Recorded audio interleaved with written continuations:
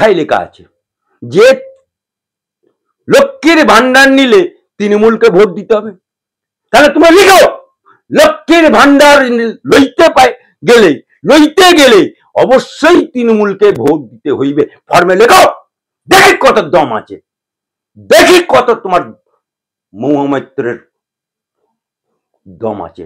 সাংসদ পদ তো একবার গেছে, আবার আমি কেড়ে নেবো, চ্যালেঞ্জ করলাম। মহুয়া মৈত্র বলছেন তিনি একজন সাংসদ, এবার তিনি একজন রাজনৈতিক মানুষ, তারপরে তিনি ওপেন ফোরামে কি করে বলতে পারেন যে কাঠের মালা পরে চলে আসেন, ভাতা লক্ষ্মীর ভান্ডার তো আপনারা নেন, 100টা ভোট গুনলে 85টা ভোট বিজেপি পায়, তা কাঠের মালা পরে যখন ভাতা নিতে আসেন মনে পড়ে না তৃণমূলকে? তার মানে কি ভাতা নিতে গেলে তৃণমূলকে ভোট দিতে হবে? ওর বাপের জমিদার, টাকাটা মনে হচ্ছে মহুয়া তার বাপের ঘর থেকে দেয়, ও শ্বশুর বাড়ি থেকে দেয়। ও শ্বশুর বাড়ি তো এখানে না, বাংলার না, বাংলার মেয়েকে ভোট দাও। আর মহুয়া পুত্র ভাতার করবে উড়িষ্যা, এক্স সাংসদ। আবার বিয়ে কোথায় করবে? বাংলায় করবে না, উড়িষ্যাতেও করবে না। আমরা ন্যাচারালি বর বিয়ে করতে আসে মেয়ের বাড়িতে, তাহলে উড়িষ্যার প্রাক্তন সাংসদ যাকে বিয়ে করেছে, যদিও অফিসিয়ালি এখন ভাতার দেখতে পাচ্ছি ওকে, কিন্তু আনঅফিসিয়ালি ভাতার কত ছিল জানি না। আনঅফিসিয়ালি কত ছিল, কারণ শশী থারুরের সাথে টুকুস টাকুস দেখেছি, আবার চুর খাচ্ছে সেটাও দেখেছি। আবার সংসদে এক কোম্পানির কাছ থেকে টাকা নিয়ে আরেক কোম্পানির হয়ে বলেছে, সেটাও আমরা দেখেছি। আবার সংসদের পাসওয়ার্ড গোপন তথ্য বিদেশে পাচার করেছে, তার জন্য সংসদ পদও গেছে। আজকে সেই তার হাজব্যান্ড বাংলাতে এলো না। সাংসদ যে বিয়ে করলো, প্রাক্তন সাংসদ কোথায় বিয়ে করলো? এই মহুয়া মৈত্র। মরব কল কৌশল করো, মরব খানা কাটা মরব সেই উড়িষ্যাতে। উড়িষ্যার লোক, ঠিক আছে, উড়িষ্যার লোক বিয়ে করতে আসবে বাংলায়, এটাই নিয়ম হিন্দু ধর্মের। তাহলে উড়িষ্যার লোক বাংলায় বিয়ে করতে এলো না কেন? বিয়ে করতে হলো ওকে বিদেশে। তাহলে ডাল মে কি কুছ কালা হ্যায়, ডাল মে কুছ কালা হ্যায়। আজকে মহুয়া মৈত্রকে বলতে চাই, তুমি সনাতনী ধর্মের, কারণ মুসলমানরা তো ওই কাঠের মালা পরে না, সনাতনীরা যারা কোনো না কোনো গুরুর কাছে দীক্ষা নিয়েছে তারাই কণ্ঠীর মালা পরে। সেই কণ্ঠী মালা পরা মায়েদের, মাসিদের, কাকাদের, জ্যাঠাদের উদ্দেশ্য করে সনাতনী তারা, তাদেরকে উদ্দেশ্য করে বললে যে লক্ষ্মী ভান্ডার নেবার সময় তৃণমূলকে মনে পড়ে না, তোমরা তো 100টা ভোট পেলে 85টা কণ্ঠীওলা বিজেপিকে ভোট দেয়। তার মানে টোটাল কণ্ঠী যারা পড়ে, মালা যারা পড়ে সনাতনী ধর্মের, তাদেরকে তুমি অপমান করলে, তাদেরকে তুমি ধর্মের, তুমি একজন হিন্দু ধর্মের, তুমি মুসলমান না, তুমি হিন্দু হয়ে কণ্ঠী পড়া সনাতনীদের অপমান করলে। কারণ এই টাকা লক্ষ্মীর ভান্ডার মহুয়া মৈত্রের বাপের না, মহুয়া মৈত্রের স্বামীর না, মহুয়া মৈত্রের চাচার না, আর দেয় রাজ্য সরকার। আর রাজ্য সরকার যে মমতা ব্যানার্জি মুখ্যমন্ত্রী, মমতা বাবু এই টাকা কালীঘাটে ছাপায় না, এই টাকা নবান্নে ছাপায় না, এই টাকা মমতার বাপ রেখে যায়নি ব্যাংকে, এই টাকা মমতার খালুপ্পা রেখে যায়নি, এই টাকা বাংলার জনসাধারণের ট্যাক্সের টাকা।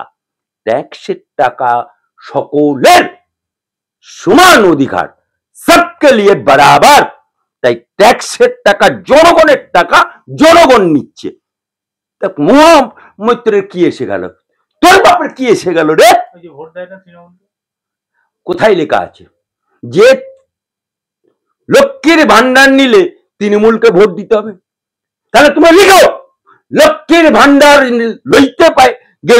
লইতে গেলে অবশ্যই তৃণমূলকে ভোট দিতে হইবে। ফর্মে লেখো, দেখি কত দম আছে, দেখি কত তোমার মহামৈত্রের দম আছে।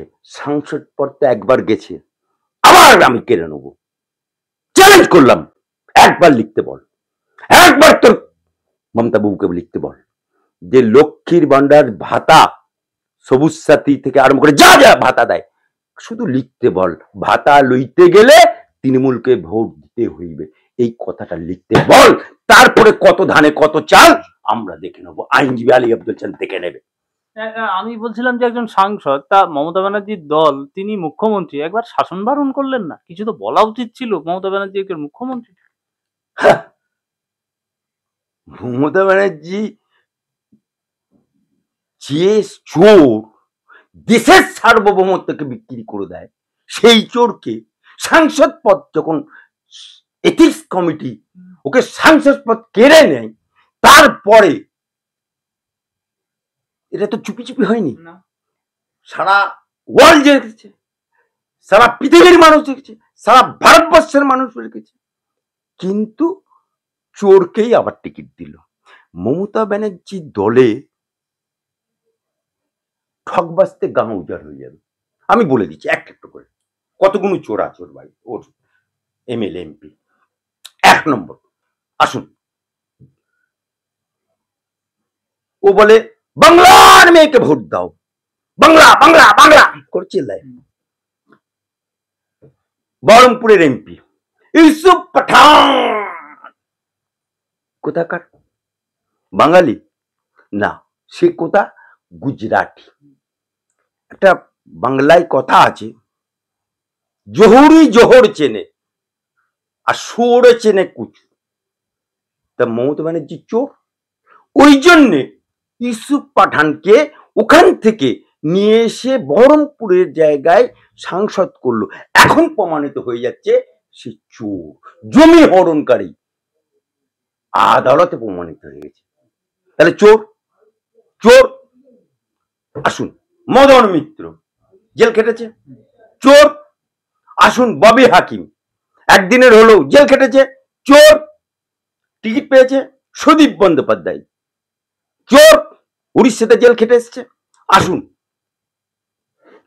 একের পর এক বলছি, পার্থ চ্যাটার্জি জেল খেটল, চোর। বালু চোর, জেল খাটছে।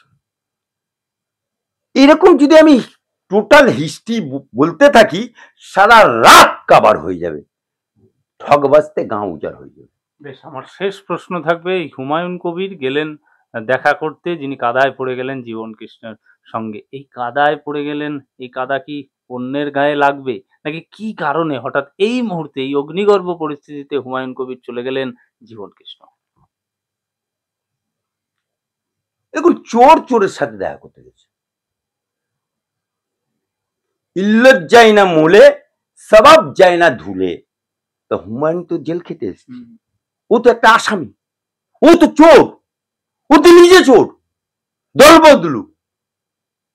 বদলু চোর, যে বলেছিল 70% আমরা, 30% ওরা, মেরে গঙ্গায় ভাসিয়ে দেবো। ওর কত বড় বুকের পাটা! হ্যাঁ, মুর্শিদাবাদে বসে বসে বলছে 70% আমরা, 30% আয় না। তোকে তো মুর্শিদাবাদ টোপে আসতে হবে, নদিয়া পাঠিতে হবে, নদিয়ার পরে হাওড়া পাঠিতে হবে, হাওড়া গঙ্গার ওপারিতে তুই কিচিং ফাঁক হয়ে যাবি। হ্যাঁ,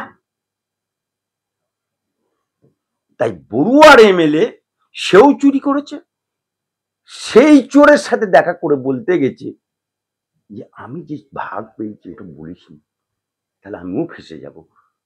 তুই অভিষেকের নাম বলেছিস, বলে দে, আমার নামটা যেন বলিস। তাই সেই জন্যই দেখা করতে গেছি। 2019-এ বিজেপির প্রার্থী ছিলেন, ওই তো বললাম, দল বদলু, ঘর কেন কাট, আমি হুমায়ুন এক জাত।